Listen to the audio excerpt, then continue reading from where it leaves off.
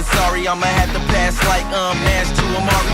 Tiger up early on a Sunday sinking birdies while the pigskin spinning through the air tight and birdie. It's a TD, it's a TKO, a home run, it's a hat trick. Ain't no way to be an all-star without practice. So if you down to sacrifice your life for a draft pick, it's a pretty sweet position you can live in if you have some things in the air. If you got game, waving like you just don't care. If you got game, playing like you got no fit, and you got game. If you came here to win, yeah, you got game.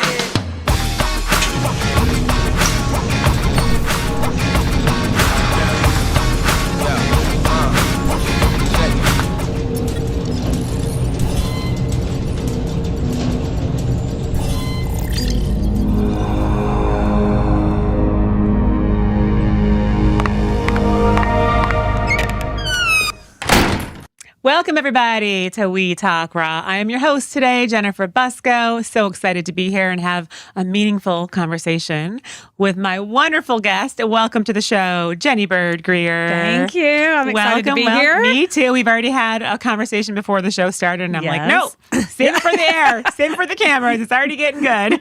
So welcome. Tell us about your Byrd Group. Yeah, so I own my own business with my father. Actually, he lives in Texas. And so we started this about 14 years ago. Wow. I was in corporate America for 17 years, and corporate America was very good to me. But I was also dying a slow death and knew it wasn't my real purpose in life. I love how you started it like positive. It was, but it was really good to me. But I was like, this can't be that's all that's meant for me in life, right? So decided to take that leap into being an entrepreneur. Going to work with my dad was like a dream come true. And what we do is just help people achieve and grow, whether that's from leadership development, working with business owners and small businesses, helping them become more effective with a system that my father actually developed called the Next Level Achievement System. But then also really diving into going deeper, going into that mindset, which that's then where I want to go. Yes, that's where I love spending my time. But mindset and diving into then like meditation, and then even going deeper into all of those subconscious beliefs, because all of that plays such a role, not only in your personal life, but also in your professional life. So, and people sometimes forget that, you can use your intuition in professional life, your energy, relationships. Your energy is huge. The relationships that you draw in aren't just your personal relationships. Absolutely. Your boss can be a wound from your father. Right. Right. Being triggered right. Oh my gosh. There's so many times I'm working with a client and they'll be talking to me about a current state business problem. And 9 times out of 10, we relate it back to something that happened in childhood before the age of 12. It always goes back, doesn't it? Yes. It's kind of annoying. Yeah. All right. What happened when you were 4? That's Let's right. go there. I know.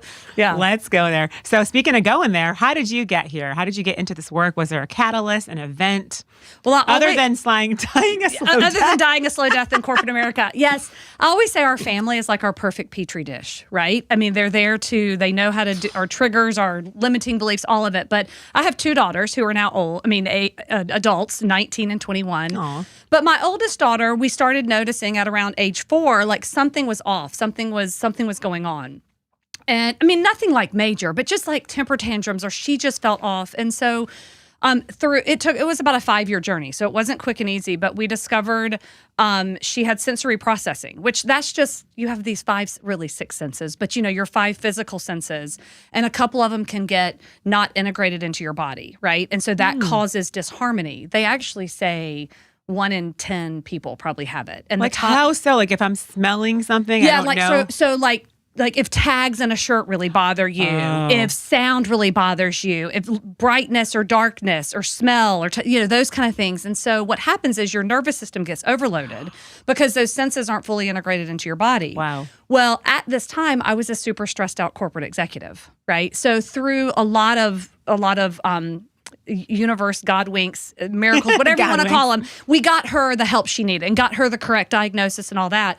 But in that journey, I started realizing how much my stress was contributing to the energy in the family. And we were working with this OT, this occupational therapist, who was really kind of like a meditation coach too. She's the first one who probably introduced meditation to me. And she asked me a question that changed my life. And she said, "What are you thinking when your daughter has these meltdowns?"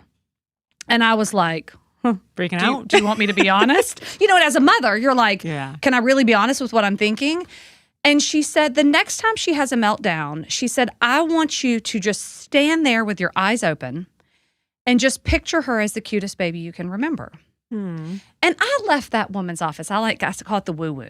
I was like, this is woo-woo. But when you're at your wits' end, you'll try woo-woo. That's right? what people say. Yeah. Right? And so when you tried everything else, you've you'll tried go everything to else. our And so side. I went home and she started having this meltdown. And remember, I had been bringing a lot of stress into the home, right? And so I did what this woman told me to do. I just stood there with my eyes open, pictured her as the cutest baby she could imagine. And within 5 minutes, this had never happened before, she ran over to me. She stopped crying. She was about 6 years old at this time, right? So she was still really young, but she calmed herself down, ran over to me and hugged me and said, I love you. Now, you have to admit, in that moment, was that first victimhood? Like, sure, it's all the mom's fault. If I could just get all this right, everything would be fine. It was me all along. Right. But once I worked myself through that, in that moment, that was life-changing for me because I knew growing up with a dad who taught personal development, I knew about like our thoughts and positive thinking. Right. But it was the first time that I really was understanding how my thoughts and my energy impact another. You're deeply connected. Right. And I can remember standing in her room when she was 6 years old hugging me, and I said, I'm going to dedicate my life to this. I'm going to go figure this out because it just was miraculous. And then, I have example after example of me just kind of playing around with that. So then I went on a meditation retreat. Fell in love with meditation, right? I had tried meditation so many times. And that meditation where you're supposed to like sit there cross-legged, think of nothing. On your meditation cushion from Target. Like I couldn't go 3 seconds without thinking of my grocery list. And so I'd always felt like I had failed at meditation. But I finally went to this meditation retreat and experienced guided meditation. There was music playing. Somebody was telling me what to think about. I remember the facilitator, he said, okay, everybody, put your books down, close your eyes. So we did. And when we opened our eyes, 30 minutes had passed. And I looked at my watch and I was like, it felt like 2 minutes. And that's when I was hooked. I was like, I love it. I love meditation. Well, and there's so many different kinds of meditations too. Like I've led multiple, yoga teacher trainings where it's like finding the one that works for you. So like if you're a creative person, a guided meditation might work really well for you because you can view the images. If you're a numbers person, maybe you're doing breath work and counting 1, 2, 3, 4, 4, 2, 3, 2, 1, right? So it's like really getting to know what works for you, which sounds like you found it. Well, that's what I always tell people. I think when we spoke earlier, I told you about my funny story when I went to another retreat and tried transcendental meditation, which that's where you're just supposed to imagine you're at the bottom of the ocean and you think of nothing, right? And the facilitator also whispers a word to you before the meditation begins. It's a secret, right? It's a secret. Yeah. Nobody else knows it. So there's other people in the room, so he has to whisper it. And then you're supposed to focus on that word, right? The funniest story. I couldn't understand him. So he whispers the word to me, and I was like, huh? What? And then he whispers it again, and I was like, I still didn't get it. And then like the third time, he's like, this is the last time I'm telling you. And he whispers it again, and I still was like, wasn't meant to be. I didn't get it. Wasn't meant to be. Meditation, I'm like, I have no idea what my word is. I can't think like I'm on the bottom of the ocean floor. And so I remember going to the facilitator, and he was fabulous. And I was telling him these stories. And when I now meditate, I get a lot of intuitive hits. And so I kind of don't want to shut out those thoughts. I have a ton of stories, but I that's where I get this, whatever you want to call it, whether that comes from the universe, from God, I don't care. Download, divine. I don't care. Right? Yes. But I get a lot of intuitive hits. And so I was telling the facilitator this, and he said, that's a gift and that's great. So maybe transcendental meditation's not for you. And it kind of like gave me that permission, like, yeah, you don't have to be great at all of it. So I encourage people, like you said, find what works for you, whether it's breath work, guided meditation, whether it is sitting in silence. Or Some a people walking love meditation. that. To me, when going out in nature sometimes, Oh, yes. I just, calm it all down, see the trees and the sky, and you realize how small you really are and how Right. vast and beautiful And the I think world is. And I think so many people have these preconceived notions that meditation is either tied to a certain religion or it's tied to this, or I've got to do it a particular way. And I'm like, no, it's all just it's about too quieting the intimidating when mind. you say you have to do it for 15 minutes. I mean, Right. telling just Joe Schmo on the street, sit on a meditation cushion from Target for 15 minutes and meditate, that seems like I couldn't an do it. astronomical amount of time. I couldn't do it because I was that go, super stressed out corporate executive running around like crazy. I mean, I couldn't do it. So it wasn't until I experienced guided meditation that I was like, oh, this is what I love. I can do this. So leaving a 15-year corporate America job at Duke Energy, correct? Yes. Yep. What was the moment you realized you had to quit? I am a big person who I teach writing your 5-year vision, right? And the vision is where it's not goals, it's just where you dream. Like if you were Cinderella's fairy godmother, if you could wave your magic wand, What does a day in your life 5 years in the future look like? So when I was in corporate America, I wrote my vision. And it was very simple. It was, I want to take my kids to school because I had never done that before. Aww. I wanted to work from home. I didn't know what I was going to be doing, but I just said, I want to do something where it's fulfilling. I help people. I love what I do. And I want to pick my kids up from school. And then I want to help them with homework. I want to drive the soccer carpool because those were all things that I had never done. Mm-hmm. And what's interesting about that is sometimes people think a vision has to be grandiose. Like, oh, I have to be living on a yacht. No, sometimes, like my vision was somebody else's everyday, ordinary life. Mm-hmm. But I had never gotten to do those things. So I remember my father came to me. I had written my vision probably 3 years prior to this. And my father comes to me and he said, and we really thought he was kind of going to go into retirement, but his business started growing. And he said, Jen, I really need to expand. I can expand with you or somebody else, but just give it some thought. And it was a big risk. I mean, you have all the benefits and the security with that corporate job, right? The insurance, the 401k, the pension, all those things. But when I lined up what he was offering me with my vision, it matched perfectly. That gave me the chills. Yeah. And so it was, I sometimes think, I often wonder, had I not written that, would I still have had the courage to do it? Right? Because it was scary, like going that leap of faith but when I looked at it, I was like, I have to do this. Like this aligns with my vision so clearly. And so I think that's how I knew. So it was when he came to me. And then, I still, we did like a 6-month transition and all that kind of stuff. But it was that moment that I said, it's that crossroads where I was like, I think I could have gone either way, stayed in corporate or done this. And I'm not saying there was a right or wrong, but one was more aligned with living in my life's purpose. Right. And I just felt, I got to go do this. And so I did. And how some long has people it thought been? that was 14. That was 24. No, more. That was 2013 that all happened. And then I left in 2014. Okay. Yeah. Wow. So what is a day in the life like if I'm your client or patient, or how does that work? Or Well, what I do you do? I do a lot of one-on-one coaching. And Okay. believe it or not, all of it's mostly on the phone. I mean, I have a couple of local clients, but I have a lot of, I do it Zoom or on the phone. And what is do you have like a training or a background in, or you just started meditating and then you're just sharing that? Well, I have a training in, one of the things I teach is the system my father developed, the next level achievement system. That's helping people write your vision. How do you plan your day? How do you set goals? How do you become more proactive in life versus reactive? Because we are reactive creatures by nature. We just wake up and wait for things to happen. And then from that, I have become certified breathwork facilitator, certified hypnotherapist, all of those things on the certification when it comes to the mindset, the limiting beliefs. And so a lot of times my coaching is strictly on business. Other times my coaching is strictly on mindset and meditation. And then I also do a lot of retreats, which I love. I do a retreat to France once or twice a year. This past October, I added in Tuscany. I did one to Tuscany. Fun. I just love international retreats because there is something about, especially with women, getting you across that ocean. Because like in Europe, it's about 3 p.m. before anyone on the East Coast even wakes up. So you have this glorious time that you're not looking at your phone, you're not stressed because everybody on the U.S. is sleeping during that time. And so I think it allows women to really, let go, learning how to live in the present moment. Let me just not worry about what's going on here or worried about the future, but living in the present moment and allowing women to create that space just to think about life. I mean, we go and we have, do you do like hypnotherapy, like deep work like that? Or is it more community? No, it's like, so we'll do meditation, guided breath work, either in the morning or the evening. And then during the day, we go out and have a ton of fun and do all touristy stuff. The other thing that women say to me is that I think as women, we plan a lot of our trips, or whether it's a girl's trip, a trip with the family, we're often, not always, but a lot of times the organizer. Does that make sense? We have the itinerary, we have the reservations. And women have said to me, the greatest gift is just being able to show up on these retreats. And they don't have to do anything. Like they don't have to think. Like they go somewhere and food is brought to them. And, all those things that they don't have to think. And so I think that's a real gift. So so we definitely dive into, some breath work, some guided meditation, but just getting them to think about certain things. And then you go spend the day and then you come back at night and you talk about it. The very first trip I did was back in 2018.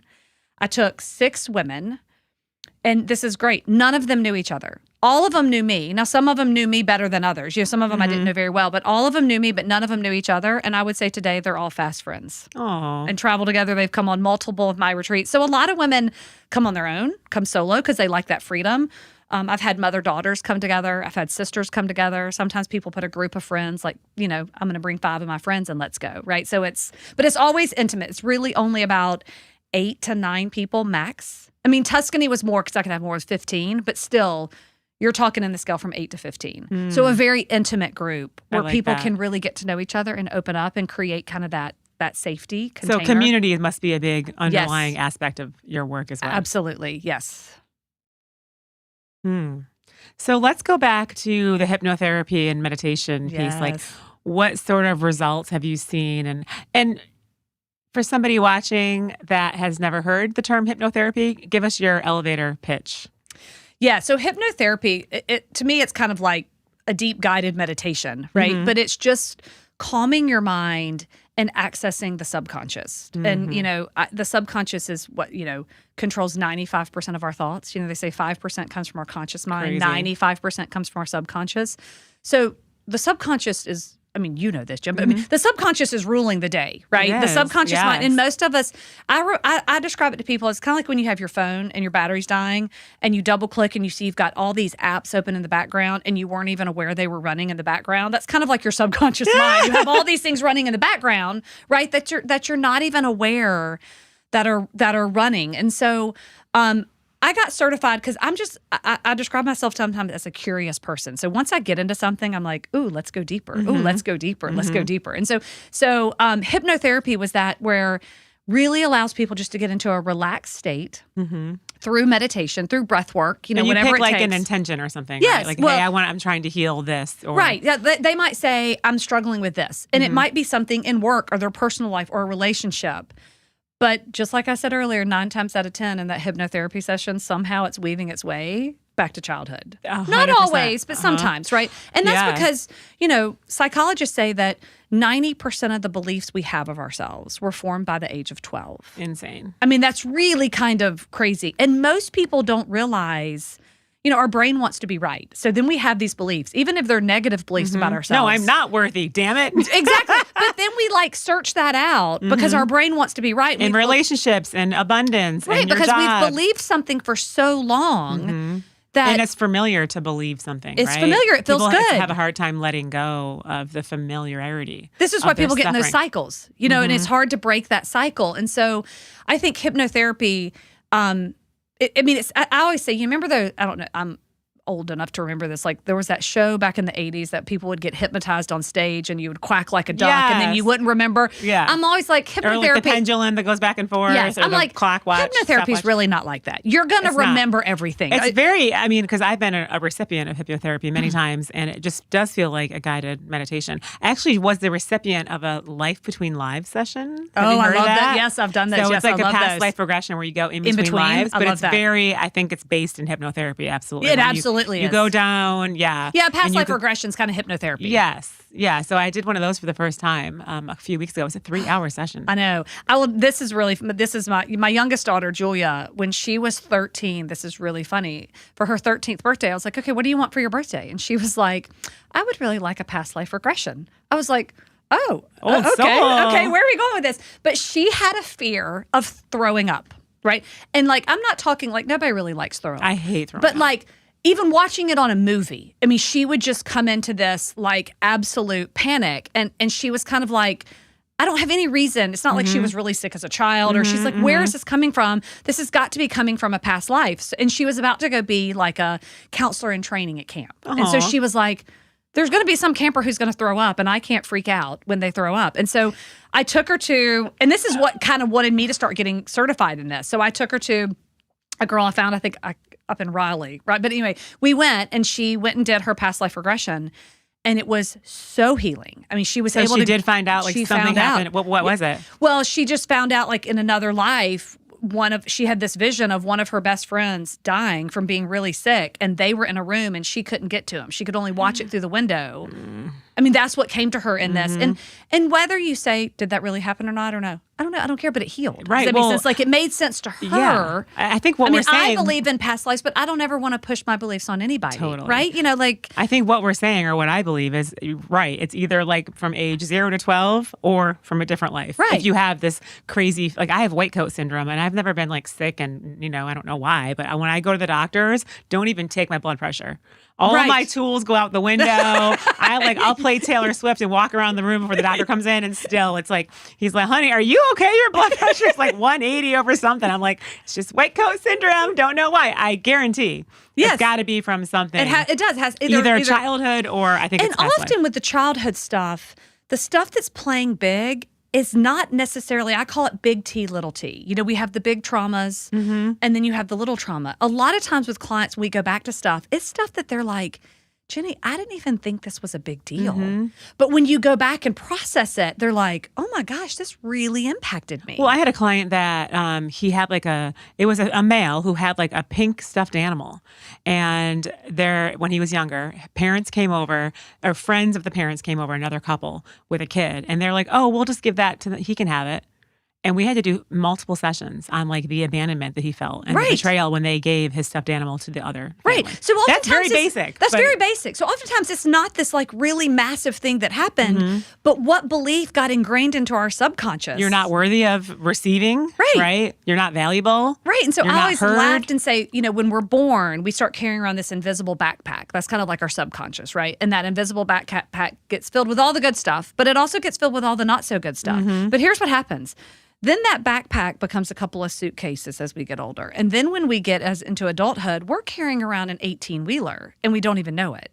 But we can always see everybody else's 18-wheeler very clearly. Does that, what I mean? Like we always want to dive into everybody else's 18-wheeler versus the real healing comes when we can go, if I can start emptying my own backpack, I get to see the world with more clarity because you do view the world through 100%. the lens of your backpack. So, and also think about the physical, response to that, right? Carrying, like what you're saying, carrying a heavy backpack, a lot of diseases, right? Absolutely. When you're carrying all of that weight, all of those wounds, all of those beliefs where you're shaming yourself, those can turn into physical ailments. Absolutely. Fibromyalgia, right? I always say there's physical components to ailments and diseases, but there's also this energetic, and we haven't paid a lot of attention. We're starting to. We are. And I think we love. Are. Yeah. I will say just this week, you might have seen it, Harvard Medical released a study. And I say, I love when the science catches up with the woo-woo.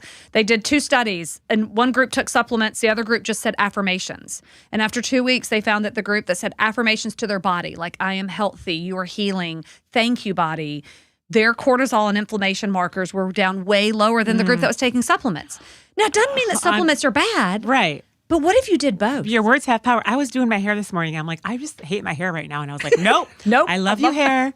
I love the frizz. I love that you're dry. I just love you. Exactly. Because I caught myself. I don't want those words to even be thought in my mind. Right. Because then your hair is going to be like, you hate me? Okay, well, let me show you how much you can hate me. Start falling out, right? But I love, like I said, when the science catches up with the woo-woo. 100%. Because I think then it's credible. It becomes easier to believe. I always say one of the things I love saying I love to do is demystify the woo-woo. Like we always have those concepts, words have power and what you believe you achieve and all those things. But until you really can grasp a little bit of the science behind those and why that is, right? Then people can really go, oh, okay. And that's why that scientist that proved the water, talking to water, I can't think of his name. That was a huge, I think, shift. Huge shift. Okay, so you say that so many people remain stuck in their limiting patterns. Like we're talking about, what's the one pattern that keeps most people stuck their entire lives? Do you have an underlying thing that you see? I don't know if it's just one. I mean, I will say this. The one, awareness. And why do I say awareness? You can only change those things that you're aware of. Amen, sister. And most people are walking around unconscious. I mean, think about it. You wake up and they're busy and they're actually probably maybe even really successful. So this is not a judgment, but they wake up and they're super busy. They spend all day long, but they're not aware of their own limiting beliefs. Amen. And this is why I always say that my job is not to convince you to believe what I believe, because I hope tomorrow some of my beliefs change. And what do I mean by that? Because I hope I'm always increasing my awareness. Yeah. And I can only teach or speak from my current level of awareness. 100%. And so I think awareness is what keeps people stuck. Because when people, And some people don't want to go there. Does that make sense? Like, so if you don't want to go there, but just when you're ready to say, I'm ready to dive in, or I'm ready to increase my awareness changes everything. And a lot of times people, I've tried the doctors, I've tried talk therapy, something's not, when they're super desperate, they'll come to our side. They will. They'll come to the energetic side. Okay, what's this thing you've been doing, Jenni? Okay, I'll hear about it. My back pain won't go away. I'm like, yay! Yes, exactly. And just getting people to start, like you talk about energy. Don't you wish every door in the world had a sign that said, check your energy before you come in the room? Because if we started creating more awareness, I mean, that was me, but I have to say, I lived in unawareness for so long. Like I was that super stressed out corporate executive. I had no idea. You don't know what you don't know. How do you know you know what you know? You don't know what you don't know. Right. And I had no idea what my stress was doing to the energy of the home. Now, I will tell you as a mother, I had to work through a lot of releasing all the guilt of that.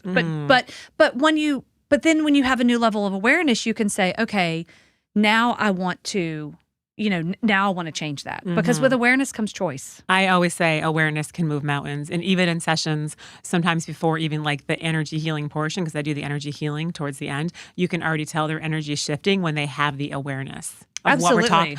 Oh, that's coming from that. And then things already start to shift. So I just think having that awareness and in yoga, in Sanskrit, the word svadhyaya, like self-study. I think that's the most important thing you can do. Absolutely. Yes. Right? Is having that awareness of, oh, okay, I'm operating from this belief. And so many of us, like I go into unawareness throughout the day, like something happens and it triggers you, and you just you automatically respond. We're human, honey. Right. And then you go, oh, okay, I went unaware for a little bit. Or maybe it's just a full moon. I swear that full moon made me like, I was in a bad mood for 2 days this week. I'm like, it's not mine, it's the moon. It's the moon. It's not me, it's not a belief, it's the moon, I promise.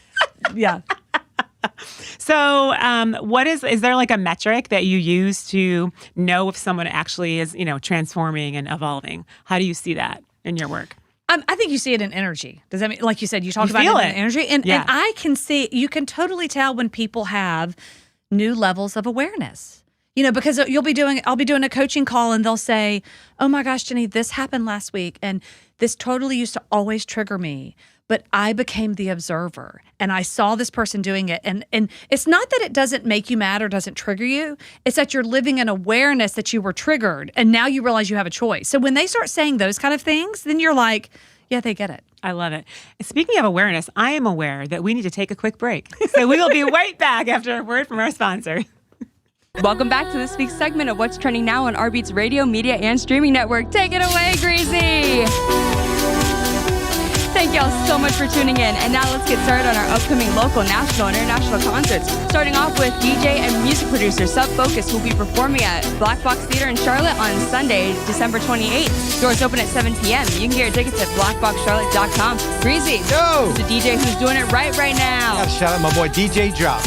Especially when he's dropping new music. Robin Springer is set to perform at Middle Sea Jazz Club on Friday, November 28th. Doors open at 5:15 p.m. You can get your tickets at middleseajazz.com. Greasy, Yo! what's your favorite jazz song? I gotta give it up to Fly Me to the Moon. A classic.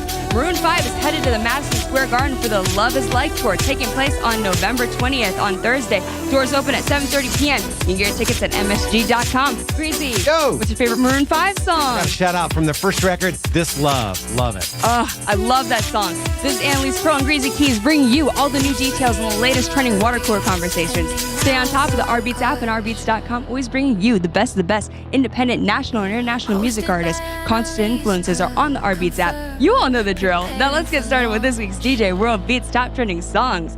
Spinning now on 25/8 366, our global pop stream, DJ World Beats brings you April by Rose Gray. We have Ego by Agnes. We have Peace and Violence by Fozia. And we have Yes Baby by Madison Beer. Trending now on RBeats Radio, our house and EDM stream, we have Heavy by Armin van Buren and JOA. Dame on Grr by DJ Darman. We have You're a Star by Amel and the Sniffers and Fred Again. La Noche by Chris Lake, Skrillex, and Anita B. Queen. Coming up on We Global Radio, our hip hop and R&B stream, we have If You're Reading This, I Already Crash Out by Busy Signal. We have Cannonball by Lyth and Don Tolliver. I Know by Vibes Cartel. And last but certainly not least, we have Baddie by Country Hype and Eddie G. Bamba. And that concludes this week's countdown. Be sure to check out our social media sensation show, What's Trending Now, and be sure to check out the watch list with Greasy Keys right here on rbeats.com. That's it for now. Take it away, Greasy.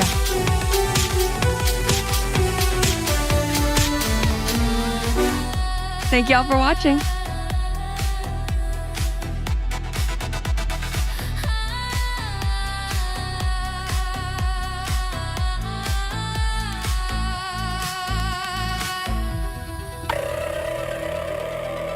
You're tuned into our beats, standing now on our beats. Come with Annalise Pearl, only on our beats. Come global radio and boutique media streaming network. You're tuned into.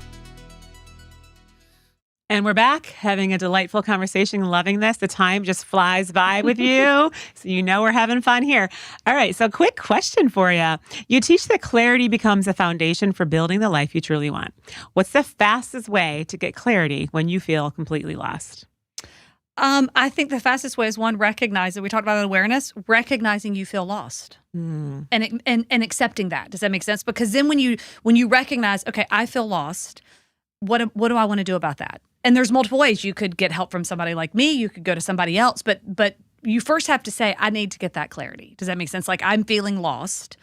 And most of us, when we get those negative feelings, we deny them. Whether it's jealousy, feeling lost, anger, we actually feel guilty over those. So what do? We actually suppress them and go, oh, I shouldn't be feeling that. I have so many things to be grateful for. I need to go back to my gratitude journal. That's like a spiritual bypassing. Yeah, that's what I call it. Yes. Now, I love a gratitude journal. Don't get me wrong. But the point is, I want you to lean into that feeling of lost, or lean into that feeling of anger, or lean into that jealousy. Because when you can lean into it, one, it flows through you faster. So by lean into it, do you mean sit with it, feel it, act out on it? Sit with it and ask questions. Why am I feeling lost? Okay, what is this feeling lost supposed to be teaching me? I had gotten off a call.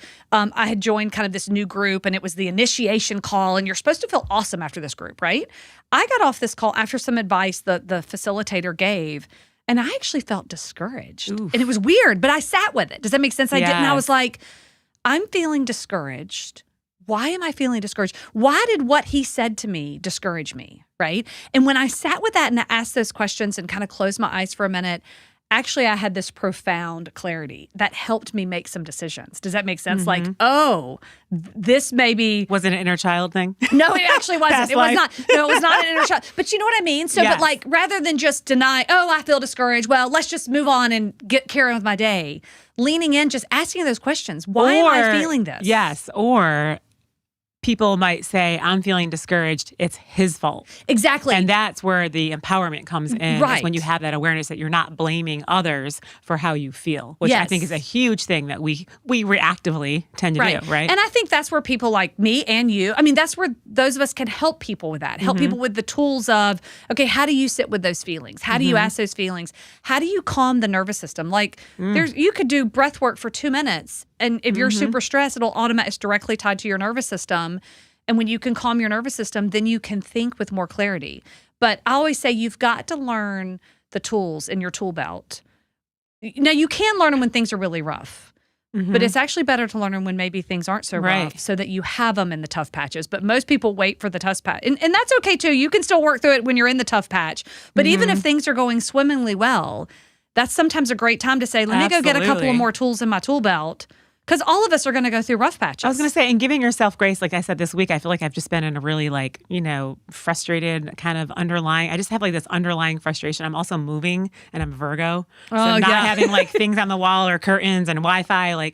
And I had a quarter in my hand. I don't know why. And we have this beautiful brick wall that we're trying to figure out, do we want to hang the TV on it or not? So this brick wall is like the talk of our week. And I just literally took the quarter and I threw it against the brick wall, like an angry person. And I'm not an angry person. Right.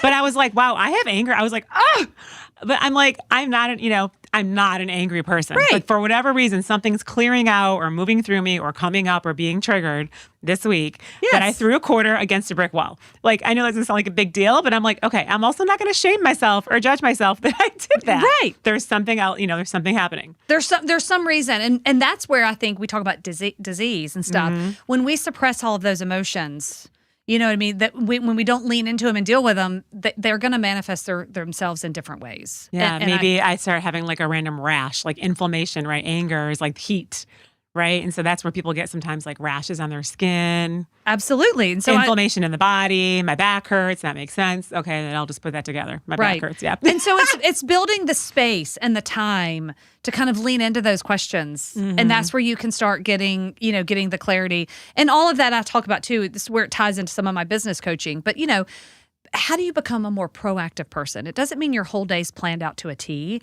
but it means you're kind of saying, okay, today I'm going to block 20 minutes to meditate. I mean, what are the big things I want to accomplish versus just allowing all of our external circumstances to control our day and to control our mood? Like, we wonder at the end of the day why we're exhausted. I was just going to say well, that. we wake up and we're happy, maybe. Maybe you wake up and you're tired. And then you have your cup of coffee and you're happy. And then you get a text message that really makes you mad. Now you're angry again. Yes. And then somebody calls you and says something funny and you're happy. Then you get in the car and somebody cuts you off from traffic, and you're mad again. Like, we've gone through this plethora of emotions, all determined by our external circumstances. 100%. And then we wonder at the end of the day why we're exhausted. In yoga, the word that we preach is like equanimity. Is finding the equanimity and not like flat tire, I'm mad. Win the lottery, I'm happy, right? Like you're saying, going inside and finding that equanimity where those things don't push you over one way, sway you every single time something happens. I always say there's two ways to live your life by what you were just saying, cause and effect.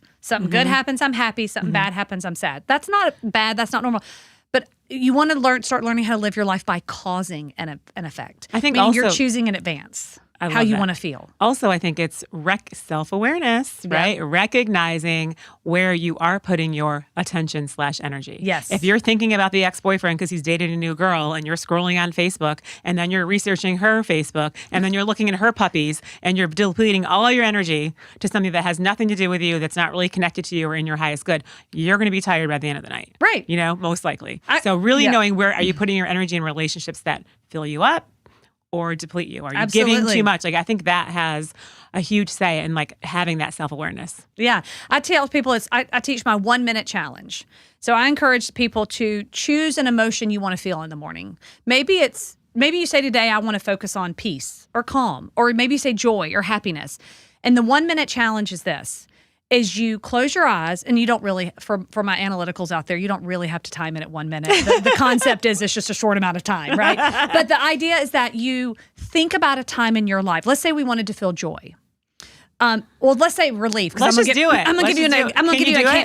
I'll give you a. But I'm going to give you an example. So, like, I had a client who said, Jenni, I'm really struggling financially, and I really want to feel financial relief. And she said, but I've never felt financial relief in my life. And I said, okay. I said, well, just tell me about a time that you might have felt any relief. It doesn't have to be related to finances, but you felt any relief. And she got really teary-eyed, and she said, oh my gosh, I think it was her second child, but she said, when my baby was born, I had a very high-risk pregnancy. She said, I can remember that baby being born and then putting her on my chest and that relief I felt. And I said, okay, so close your eyes and think about that experience. I mean, I said, take yourself back to the hospital room, in the bed, the baby being put on your chest. Like, what does that feel like? And what she's doing is she's teaching her body to live by her emotions of the future versus her emotions of the past. And we're really good at creating an emotion in our body. I'm going to give you an example. How many times do we retell a story a week later, a day later, sometimes a year later of when somebody made us mad, right? And when we retell the story, we get mad all over again, right? I mean, like, you can feel your blood pressure, your heartbeat, you just get really angry all over again. Well, what did you just do? You created a feeling in your body without the experience happening. So we've become masters at doing it with negative emotions. Man-made emotions, yeah. Right. So if we can do it with negative emotions, can't we do it with positive ones too? And it's not to say that you're going to feel relief all day long. So to create a positive man-made emotion, you're saying find it in the past? Find an experience. And pull it up now. Yes, find an experience from the past present. where you felt that. So maybe you want to feel success. It doesn't have to be related to your current job. Think about a time in your life when you felt really successful. Maybe it was when you graduated high school. And then how do you apply it to what you're trying to apply it to? Like, how does she apply it to the money part? All you have to do is, I want you to feel the feeling. Because when you start living by your emotions of your future and not your emotions of your current circumstances, you're going to cause that future to come to you faster. Right. Does that make sense? Yes. So she's not saying like visualizing money or abundance. No, she's just And then the relief. focused on the feeling of relief. Because that's what I always say. If you take two guitars and you put them side by side, guitars have various strings that produce different notes, right? If you pluck the A string on guitar 1, you don't even touch guitar 2, but you pluck the A string on guitar 1, what happens is the A string on guitar 2 starts to vibrate. Now, why is that? Because it's at the same frequency. So I always ask people, what string are you plucking? Because whatever string you're plucking is what you're going to attract more into your life. And then that's science. That's not woo-woo, right? And I think the so- self-awareness piece helps you pull yourself out of certain places quicker. Yes. You know? And so it's kind of like, now, I also want to tell people that spiritual bypassing you mentioned earlier. I try to say, like, this does not, I would love to tell you that I walked around in love and joy all day long. My husband and my children can be the first to tell you that I do not walk No, around you in don't. love and joy all day long. But the point is you create that 1 minute of reminding yourself, what does that emotion feel like? Relief, success, joy. And then throughout the day, you're going to have more awareness of when you feel other emotions. Now, we don't spiritually bypass and ignore them. Like if I start feeling jealousy later in the day, lean into that jealousy. Okay, why am I feeling jealous? What is that here to teach me? What can I learn from that? But then I can also say, okay, now I have a choice. Do I go back and recreate that feeling of relief? Or do I want to live by this current emotion of my current circumstances? And so it comes back to that awareness. But I think when we can teach our body to live by our emotions of the future, we start causing an effect. Right. Versus living by cause and You're effect. calling it in by feeling it. Greg Braden, who's one of a favorite author of mine, he says the feeling is the prayer. And he has a book about that. And and so it's great about, we oftentimes, we think about manifesting and visualizing, and I teach all those things. I love all those things. But when you can marry, when I learned to marry like my affirmation to an emotion, that was so powerful. Affirmations aren't really effective if you don't have the belief behind There's it. so many people that, myself included, who've said an affirmation, and after like 30 days, you're like, to heck with that affirmation. Because you don't feel it. You don't No, feel it. You don't believe it. And so it's marrying that emotion with it. So going back to like the completely lost person, right? Yes. Yep. Joe Schmo from the street. I think it's sometimes hard to feel or call in, how do you get them from point A to point B? When you're that low, it's hard to sometimes be like, oh, I feel relieved. Is there like a baby step process to get them to feel like the good emotion? Well, that's just my 1 minute challenge. I say, maybe you want to focus on feeling calm. That's always a good, you're not going to go from, let's say, depressed or sadness up here to joy. Right. That's too far of a leap. Right. But you maybe can say, can we take 1 minute to feel peace? And think of a time in your life when you felt peace. And if you can't think of that, maybe say, okay, then what brings you peace? Is it sitting on the beach? Okay, then just close your eyes and imagine that you're on the beach and really take yourself there. Put your feet in the sand, hear the ocean, smell the salt air, feel the breeze. And your body doesn't know the difference if it's real or imagined. But And your we're body creators. responds. Yeah, your body responds Right. the same way. So I think it's helping people just doing that. So do you use your intuition in your work? Absolutely. Intuition is something, and I don't think that I have any special gift, but I do get a lot of intuitive hits, and that's why I love meditation, because my most creative hits come to me in meditation. They don't come to me when I'm super stressed out and running around, So my first retreat to France, I had been meditating on leading an international retreat. Like I didn't know where. I just would focus on the feeling. I wanted to lead an international meditation retreat. And this is how it kind of happens for me. So I had been meditating on it for probably several months. This isn't like one and done, right? And the last couple of times I would meditate on it, my friend Julie, her name kept coming to me. She was somebody I'd worked with at Duke Energy. Her and I had both left the corporate world at the same time. But every time I'd meditate, towards the end, I had like a week in a row that every time I meditated on this international retreat, Julie's name came to me. And I was like, well, that's weird. Why is that? Now, Julie had been living in France, but now she was back in the U.S. So I called Julie and I'm like, this is going to sound really crazy, but I really want to do this international meditation retreat. And I said, every time I meditate on it, your name comes to me. I said, so don't feel any pressure, but I just feel like I'm supposed to have this conversation with you. And she says, Jenni, you're not going to believe this. When I lived in France and worked for a winemaker, she said, I planned an entire itinerary. She's like, you have the people, we have the trip planned. And we did our first trip with probably two hours of planning, and we got the people. Amazing. So I think oftentimes those intuitive hits, they softly float in. They're not like quiet. loud, They flashing. whisper. They whisper, and you got to lean into that whisper. You know what I mean? And so it's leaning into that whisper. So then I started meditating on who should go on that first retreat. And so there was a girl that I had met, Tiffany. I had met her at another meditation retreat. We had been participants together in a small group together. Every time I'd meditate on who should come, Tiffany's name kept coming to me. And I was like, I don't even really know her, right? Like, she's going to think I'm crazy when I call her. Like, I don't want her to think, I'm trying to sell her this. So anyway, I finally lean into it and I call Tiffany and I'm like, I'm planning this retreat. Like, I just feel your name keeps coming to me in meditation. If it aligns, great. If it doesn't, that's okay too. And she's like, Jenni, you're not going to believe this. She said, last week I started Googling international meditation retreats. Love it. And I was like, yeah, I think that means you're supposed to go.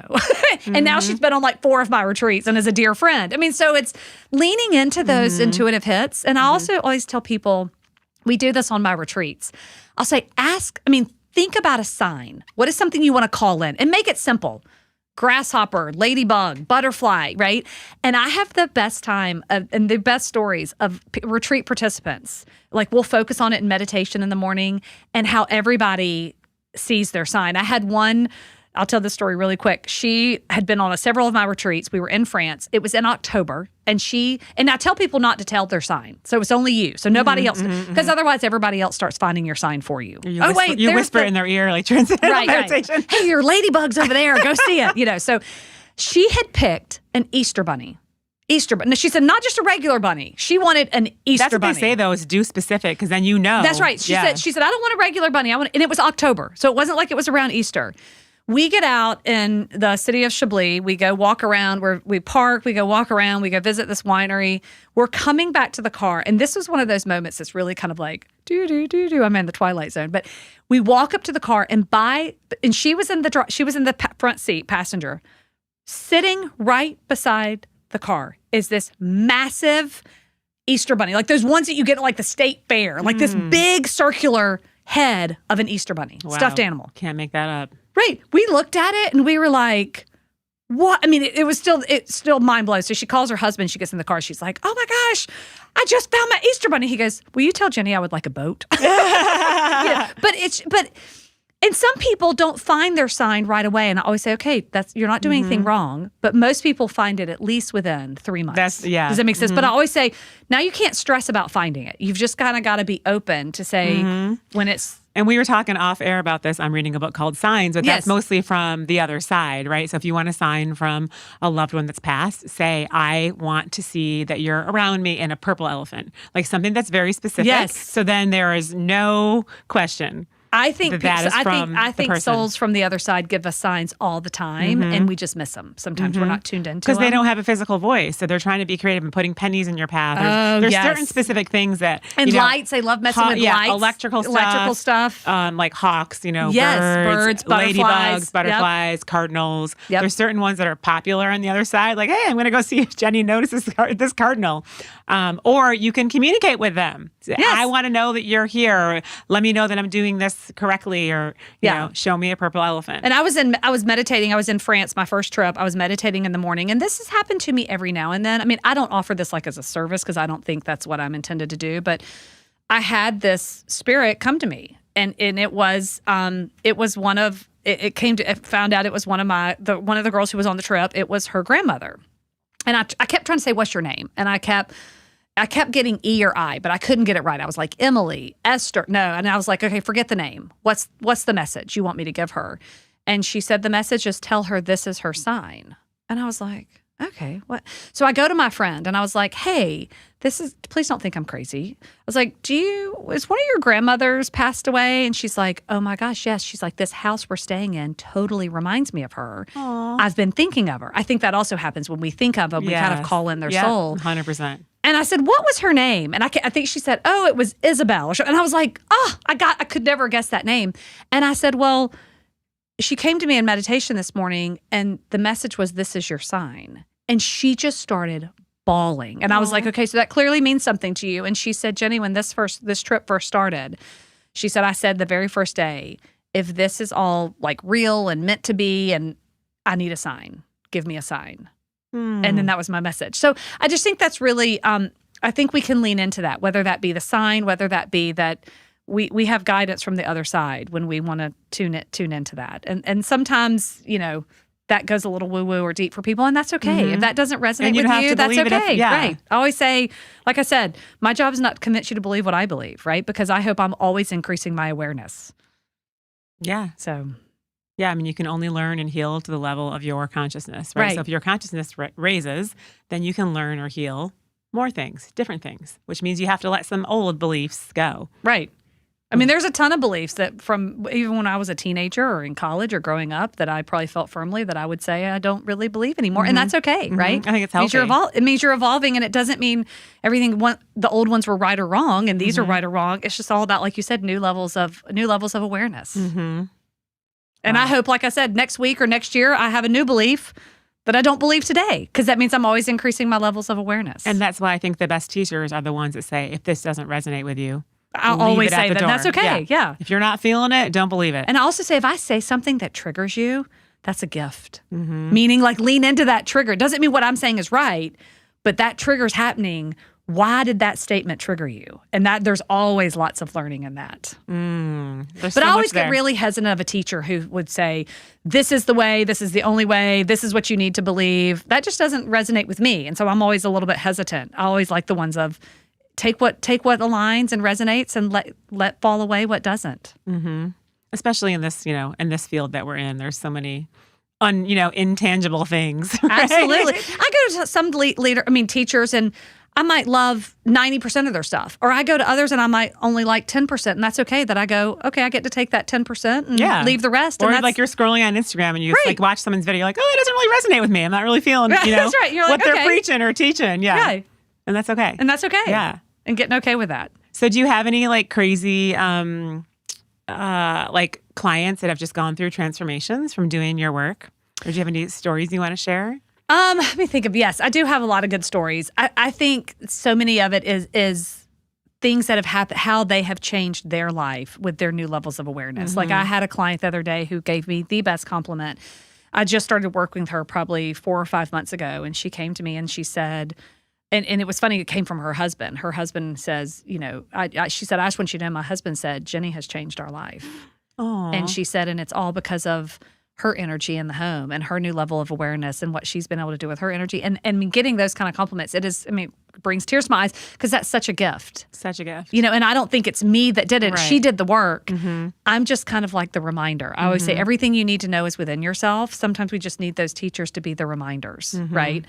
So I think it's people really, when other people in your life start feeling changes, but when the people close to you around you start noticing the changes in your life. Huge. And it affects them. That's because we're all huge. connected. You're also affecting them or inspiring them to change, heal, and grow as well. Right. Because we're all connected. Right. And then you're also serving the collective. And I think going out and I out. think what people have learned from things in hypnotherapy, like things they've been able to release, like whether it's limiting beliefs, whether it's trauma, whether it's emotional stuff that has freed them. I was working with one client. We did a couple of hypnotherapy sessions, and she actually, this is kind of cool because she was actually seeing a chiropractor, and the chiropractor actually said to her, "Your muscles are so tight, I can't even adjust you." Does that make Wow. sense? Because Yeah. I can't even get in there to adjust you.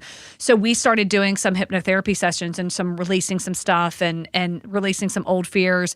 And she went back to the chiropractor and he was like, "Oh my gosh, what are you doing? Because your body is like a new person." Wow. And I love that because that was like a physical. It's connecting them. And she was Yeah. like, "The only thing I've done is your hypnotherapy." And she's like, "So clearly it's relaxed my body." So now that she could actually go get a chiropractor adjustment that was actually going to last and be meaningful. So it's those Amazing. kind of stories that just So cool. that are like, okay, And this is- it's like the proof is in the pudding too. Yes.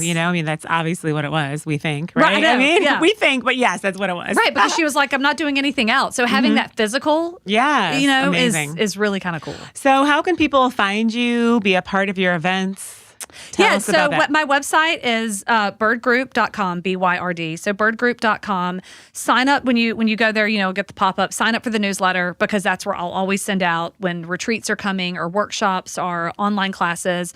I will say for those locally, I'm pretty excited. I have turned, I'm an empty nester for the first time. So that always, I've turned my basement into a meditation studio, which I'm super excited. So I'm going to start offering some breathwork hypnotherapy group sessions in that. So I can do like 10 at a time. So I'm super excited about that. That's probably, I'm not going to be fully launching that till probably more like the end of January, but that's going to be coming. So sign up on the newsletter for that too, if you're interested, if you're here local and interested in doing some of that. But When's your next retreat? Do you have one planned? I have them in 2026, but 2026 right now is sold out. So I'm in the process of booking, starting to book 2027. So getting on the newsletter is the best way. So I have 2 France retreats in April and then another one in September. Amazing. In 2026. So wow. yes. Well, thank you for doing what you do. Oh, thank you for having me. Thank you It for was so serving fun. the world here in It was Charlotte. fun being here. Yeah. All right. Well, so anybody watching, check her out. What's the website again? Byrdgroup.com. Go to byrdgroup.com, sign up for the newsletter, and watch your spouse tell you that she's changed your life. Well, thank you so much for coming here. Thanks, everybody, for watching. Until next time.